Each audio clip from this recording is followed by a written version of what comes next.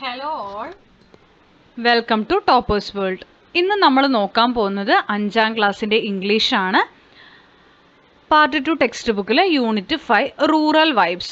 Rural വൈബ്സിലെ a day at the farm ആണ് ഇന്നത്തെ നമ്മുടെ ചാപ്റ്റർ. അപ്പോൾ എല്ലാ കൂട്ടുകാർക്കും ക്ലാസ്സിലേക്ക് സ്വാഗതം. ക്ലാസ് തുടങ്ങുന്നതിന് മുമ്പ് നമ്മുടെ ചാനൽ ആദ്യമായി കാണുന്നവരുണ്ടെങ്കിൽ സബ്സ്ക്രൈബ് ചെയ്തൊന്ന് സപ്പോർട്ട് ചെയ്യുക. അതുപോലെ തന്നെ ഈ ക്ലാസ് നിങ്ങൾക്ക് ഉപകാരപ്പെട്ടു എന്ന് തോന്നുകയാണെങ്കിൽ ലൈക്ക് ചെയ്യാനും ഷെയർ ചെയ്യാനും മറക്കരുത്. അപ്പം നമ്മൾ കഴിഞ്ഞ ചാപ്റ്ററിൽ സീഡ് ആൻഡ് ദ സോയിലിൽ നമ്മൾ എന്ത് പഠിച്ചിട്ടുണ്ടായിരുന്നു? ഒരു സ്റ്റോറി, പാർവതി എന്ന് പറയുന്ന ഒരു പെൺകുട്ടിയുടെ സ്റ്റോറി, ഗ്രാൻഡ് മദറും പാർവതിയും ഒക്കെ ഉള്ളത് അല്ലേ, അതിൻ്റെ കണ്ടിന്യൂവേഷൻ ആണ് കേട്ടോ ഇത്. A day at the farm ആണ് പറയുന്നത്. You have already read the story of Parvati who loved the fields, the trees and the plants. Here the story of 2 kids. അപ്പോൾ അതിന് കണ്ടിന്യൂഷനിൽ വരുമ്പോൾ ഫീൽഡ് ഫാമൊക്കെ തന്നെയാണ്, പക്ഷേ കഥാപാത്രങ്ങൾ മാറും. ഇവിടെ 2 കിഡ്സ് ആണ്, 2 കുട്ടികളാണ്. അവരെന്ത് ചെയ്യുന്നുണ്ട്? ആനിമൽസിന് ഭക്ഷണം കൊടുക്കുന്നു. Feed the animals on a farm. Let's see what happens. അപ്പോൾ ഇവിടെ കാണുന്നത് ഇതാ കുറേ പശുക്കളും അതുപോലെ ആടുകളും പന്നിയൊക്കെ ഉള്ളൊരു ഫാമാണല്ലേ. അപ്പോൾ ഈ ഫാമിനെ കുറിച്ച് നമുക്കൊന്ന് നോക്കാം. കഴിഞ്ഞ ചാപ്റ്ററിൽ നമ്മൾ പാഡി ഫീൽഡ് ആയിരുന്നു നമ്മൾ നോക്കിയിട്ടുണ്ടായിരുന്നത് അല്ലേ. അപ്പോൾ നോക്കാം. A day at the farm.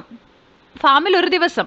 One day Bill invited his friend Meg to visit his grand dad's farm.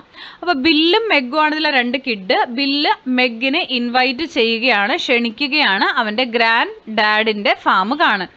Grand dad needs help on his farm. അപ്പോൾ ഗ്രാൻഡ് ഡാഡിന് ആ ഫാമിൽ ഒരു സഹായം വേണം, ബില്ല് പറഞ്ഞു. The kids went to the farm. Grand dad gave the kids some jobs to do. അപ്പോൾ കിഡ്സിന് ചെയ്യാൻ വേണ്ടി കുറച്ച് ജോലികൾ കൊടുത്തു നമ്മുടെ ഈ grand dad. Please peel the ears of corn and then help me sow the seeds he said. അപ്പോൾ ഒരു ചോളം എടുത്തു കൊടുത്തിട്ട് പറയും, ഈ ചോളത്തിൻ്റെ ഇയേഴ്സ്, ആ സംഭവമൊക്കെ തൊലിയൊക്കെ അങ്ങോട്ട് ഇതാക്കി കളയണം, എന്നിട്ട് എനിക്ക് സീഡുകൾ സോ ചെയ്യാൻ സഹായിക്കണം പറയും. അപ്പോൾ അത് കഴിക്കാൻ വേണ്ടിയിട്ടായിരിക്കാം, അല്ലെങ്കിൽ തോല് കളയാൻ വേണ്ടി അത് കൊടുത്തതിന് ശേഷം ഈ സീഡ് വിത്ത് വിതയ്ക്കാൻ എന്നെ സഹായിക്കണമെന്നും പറഞ്ഞു. They were very happy to do the work. അവർ വളരെയധികം സന്തോഷമായിരുന്നു അവർക്കത് ചെയ്യാൻ വേണ്ടിയിട്ട്. Now you can help me feed the animals. അതിന് ശേഷം അയാൾ പറയും, ഇനി നിങ്ങൾ എന്നെ ഈ മൃഗങ്ങൾക്ക് ഭക്ഷണം കൊടുക്കാൻ സഹായിക്കൂ. If you are not tired, നിങ്ങൾ ടയേർഡ് അല്ലെങ്കിൽ, said grandad. Now we are not tired, we shall help you. ഇപ്പോൾ ഞങ്ങൾ ടയേർഡ് അല്ല, ഞങ്ങൾ സഹായിക്കാമെന്ന് പറയും. The kids said with great enthusiasm. They fed the sheep and the geese. Granddad had all kinds of animals on the farm. അപ്പോൾ ടയർഡല്ല, സഹായിക്കാമെന്ന് പറയും. അങ്ങനെ അവർ ഷീപ്പിനും ഗീസിനും ഒക്കെ feed ചെയ്തു, ഭക്ഷണമൊക്കെ കൊടുത്തു. ഗ്രാൻഡ് ഡാഡിൻ്റെ അടുത്ത് എല്ലാ ടൈപ്പ് ഓഫ് ആനിമൽസും ഫാമിലുണ്ടായിരുന്നു. They went with him to the barn to collect hay for the cows.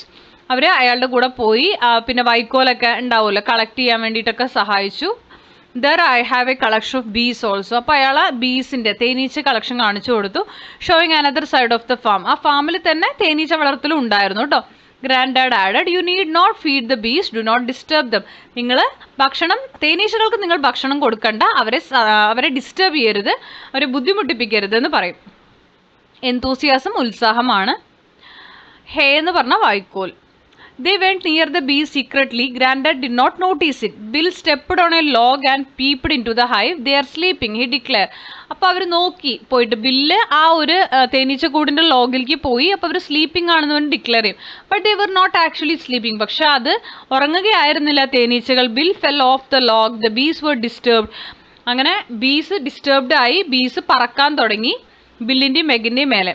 Kids ran fast, the bees flew faster. അപ്പോൾ കുട്ടികൾ ഓടി, അതിലും വേഗത്തിൽ ബീസ് ഇവരുടെ പിന്നാലെ പോയി. They came near the kids. How could they escape?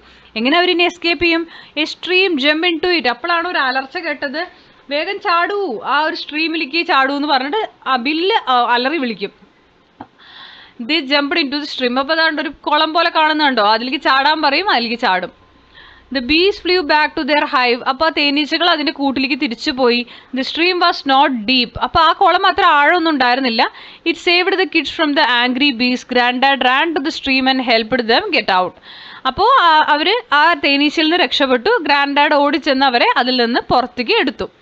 Grand dad said, you can feed the animals and help them but do not disturb them. എന്നിട്ട് അയാൾ പറയും, നിങ്ങൾക്ക് അവരെ ഫീഡ് ചെയ്യാം, അവരെ സഹായിക്കാം ആനിമൽസിനെ, പക്ഷെ അവരെ ഡിസ്റ്റർബ് ചെയ്യരുത്. We are sorry, the kids said. Sorry എന്ന് പറയും ഗ്രാൻഡ് ഡാഡിനോട് kids. They were wet but they were happy at last. അവർ നനഞ്ഞിരുന്നു, പക്ഷെ അതേപോലെ അവർ ഹാപ്പിയും ആയിരുന്നു. ഇതാണ് നമ്മുടെ സ്റ്റോറി വരുന്നത്. റോബർട്ട് എഡ്വേർഡ് സ്ലാവിൻ്റെ സ്റ്റോറിയാണ്. ഇനി ഇതിൽ ആക്ടിവിറ്റി ആണ് chain story telling. We have gone through the picture story A Day at the Farm. Let's retell the story in our own way. Your teacher will begin the story. You may tell the rest of the story one by one. Everyone can contribute one sentence and complete the story. അപ്പോൾ ഈ story ഒന്ന് complete ചെയ്യാനാണ് പറഞ്ഞിരിക്കുന്നത്. അത് നിങ്ങൾ ചെയ്യുക. ആ തന്നിരിക്കുന്നതൊക്കെ നോക്കിയിട്ട് ചെയ്യുക കേട്ടോ. ആക്ടിവിറ്റി 2 നിങ്ങളോട് ഇനാക്ട് ചെയ്യാനാണ് പറഞ്ഞിരിക്കുന്നത്. ഈ സ്റ്റോറി നിങ്ങൾ നറേറ്റ് ചെയ്യുക ക്ലാസ്സിൽ. ആക്ടിവിറ്റി 3 വരുന്നത് റീഡ് ദ ഫോളോയിങ് പാസേജ് ആണ്, എഡിറ്റ് ചെയ്യാനാണ്. Fisherman often face dangerous situations while they go fishing. They return from the sea with a good cash. They are happy with my അല്ല with their simple lives ആണ് വരിക. They work hard for us and are an essential part of our society. There are many stories about fishermen. One of the most famous stories about a fisherman is The Old Man and the Sea. It is the story of an old fisherman and his efforts to catch a big fish. ഇനി activity 4 ആണ്, project biodiversity park ആണ്. Do you have a biodiversity park in your school compound? നിങ്ങളുടെ school കോമ്പൗണ്ടിൽ ജൈവ വൈവിധ്യ park എന്നാണ് പറയുക കേട്ടോ ബയോഡൈവേഴ്സിറ്റീനെ. What kinds of plants and trees are there? ആ പാർക്കിൽ ഏതൊക്കെ തരത്തിലുള്ള പ്ലാന്റ്സും ട്രീസുമാണ് ഉള്ളത്? Do you know their names? നിങ്ങൾക്കതിൻ്റെ പേരറിയാമോ? You may attach name boards to the trees. നിങ്ങളുടെ കോമ്പൗണ്ടിൽ മരങ്ങൾ ഉണ്ടെങ്കിൽ, സ്കൂൾ കോമ്പൗണ്ടിൽ മരങ്ങൾ ഉണ്ടെങ്കിൽ ആ മരത്തിൽ അറ്റാച്ച് ചെയ്ത് അതിൻ്റെ പേരുള്ള നെയിം ബോർഡ് തൂക്കുക. Give a suitable name for your park. നിങ്ങളുടെ പാർക്കിന് ഒരു സൂട്ടബിൾ ആയിട്ടുള്ള പേര് കൊടുക്കുക. Fix sign boards and directions to the park wherever required.